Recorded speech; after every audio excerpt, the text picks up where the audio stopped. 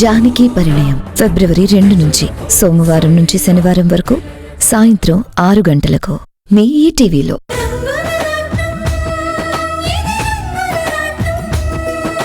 అది కా సీత, అసలు వాళ్ళ సంగతి తర్వాత. ముందు మీరిలా కూర్చోండి.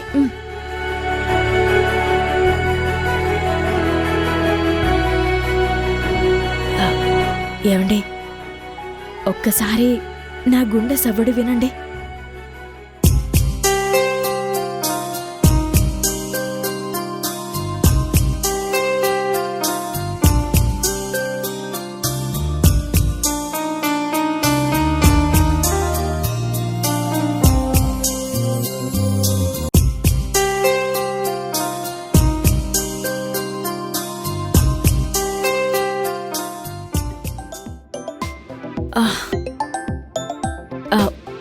ఒక్క నిమిషం, నేను ఇప్పుడే వస్తాను.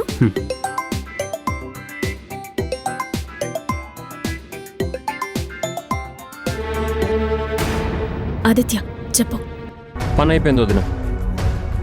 ఇంకా డీపీ రాడు, కాంట్రాక్ట్ మీద సంతకం చేయడు.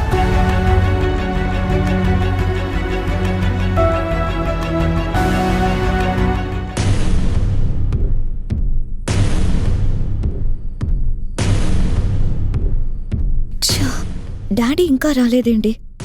శ్రీరామ్ కాదు అన్నా కూడా బాలు మా డాడీకి కాంట్రాక్ట్ ఇస్తానని చెప్పేశాడు. ఇలాంటి టైంలో డాడీ నేను ఫోన్ చేసి అర్జెంట్గా రమ్మని చెప్పినా కూడా ఇంకా రాకపోవడం ఏంటి?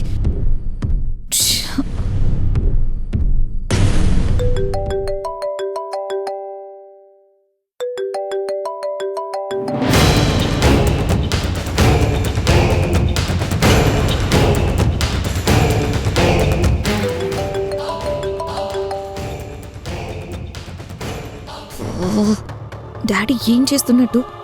ఎన్నిసార్లు కాల్ చేసినా response ఇవ్వడేంటి?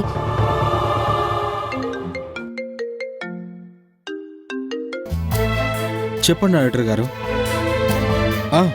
Okay okay, tax related matters మనం ఇప్పుడే మాట్లాడుకుందాం. Yeah, I'm coming. Shashi, what happened? మీ డాడీ కోసం ఇందాకటి నుంచి వెయిట్ చేస్తున్నాను. బాలు, నాకు కూడా అదే అర్థం కావడం లేదు. కాంట్రాక్ట్ ఫైనల్ చేశాము, అర్జెంటుగా రండి అని కూడా చెప్పాను. మీ డాడీకి కాంట్రాక్ట్ ఇద్దామనుకున్న ప్రతిసారి ఏదో ఒక ప్రాబ్లం వస్తూనే ఉంది. బాలు, డాడీ వచ్చేస్తారు, ఇంకా కొంచెం సేపు వెయిట్ చేద్దాం ప్లీజ్. లేదు శశి, నాకు ఆడిటర్ గారితో మీటింగ్ ఉంది. I have to go. మరి కాంట్రాక్ట్ సంగతి ఇప్పుడేమొద్దు, పోస్ట్ పోన్ చేసేద్దాంలే. బాయ్. బాలు, బాలు అది కాదు బాలు. డాడ్, మొత్తం అంతా అప్సెట్ చేసావు కదా.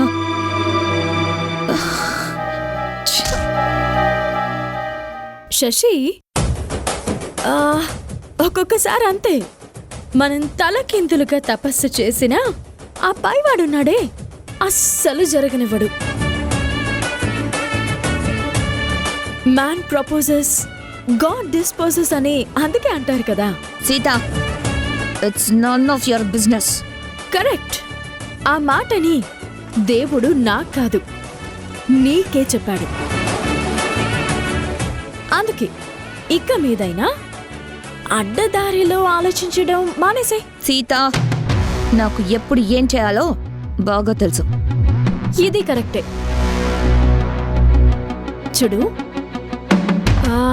బాగా స్ట్రెస్గా ఉన్నప్పుడు పెయిన్ బామ్ రుద్దుకుంటే కాస్త రిలీఫ్గా ఉంటుంది. రుద్దుకో. బాయ్.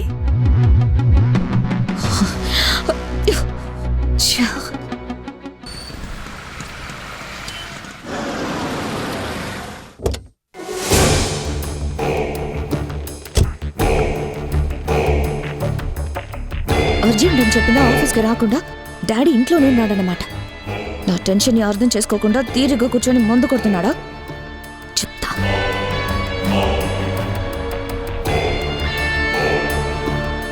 డాడ్, డాడ్,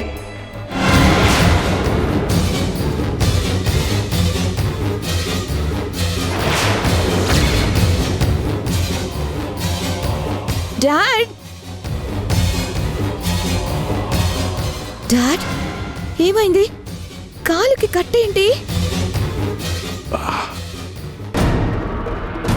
అడుగుతుంటే చెప్పవేంటి డాడీ?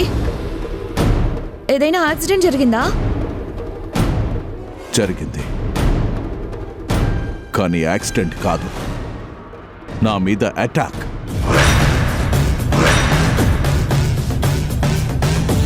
డాడ్, ఏమంటున్నావు? అవును బేబీ, నీ ఫోన్ రాగానే నేను మీ ఆఫీస్కే బయలుదేరాను. కారులో వెళ్తుంటే సడన్ గా ఎవడో వచ్చి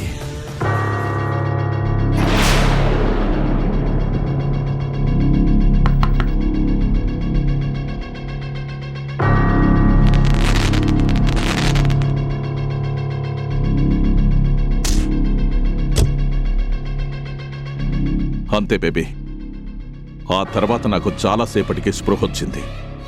హాస్పిటల్కి వెళ్ళి కట్టు కట్టించుకొని భరించలేని నొప్పితో ఇదిగో ఇలా ఇలా ఉన్నాను. మై గాడ్, ఎవడు డాడీ వాడు? తెలీదు, కావాలనే వాడెవడో నన్ను ఆఫీస్కి రాకుండా చెయ్యడానికే ఇలా చేశాడనిపిస్తోంది. Rascal, dirty fellow. Dad, you're right. నువ్వు మా ఆఫీస్కే వస్తున్న విషయం బయట వాళ్ళెవరికి తెలిసే అవకాశమే లేదు. అంటే ఆ పని చేసింది ఖచ్చితంగా నీ గురించి నా గురించి తెలిసిన వ్యక్తే. డౌటే లేదు. నువ్వు రాకుండా అడ్డగించింది ఆ శ్రీరామే అయ్యుంటాడు.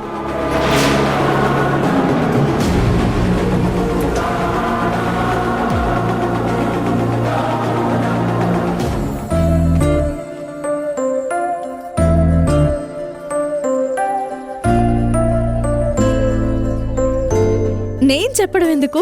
కాసేపు ఆగితే మీరే చూస్తారు. అదిగో చూడండి. హాయ్ వదిన. హలో నయ్య. హాయ్. అరే తమ్ముడు, కూర్చోరా.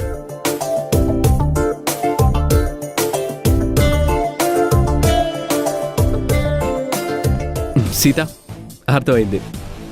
వదిన మరిది కలిసి ముందే ప్లాన్ చేసుకుని నన్ను సర్ప్రైజ్ చేశారన్నమాట. అవునండి, స్వీట్ సర్ప్రైజ్. బాగుందా లేదా?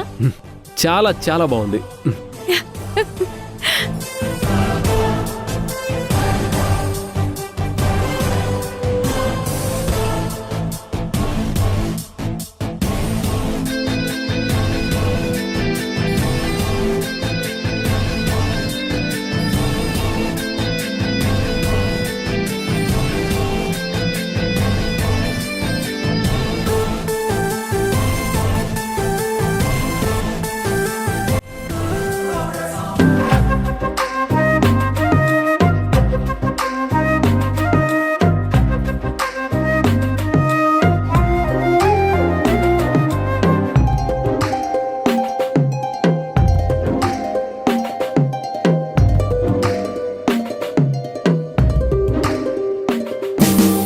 అరే అది చూడండి.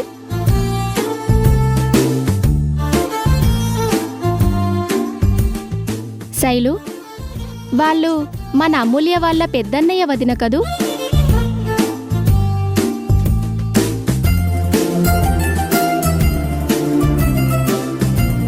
వాళ్ళతో కలిసి భోంచేస్తోంది మీ షాప్లో పనిచేసే మెకానికే కదా?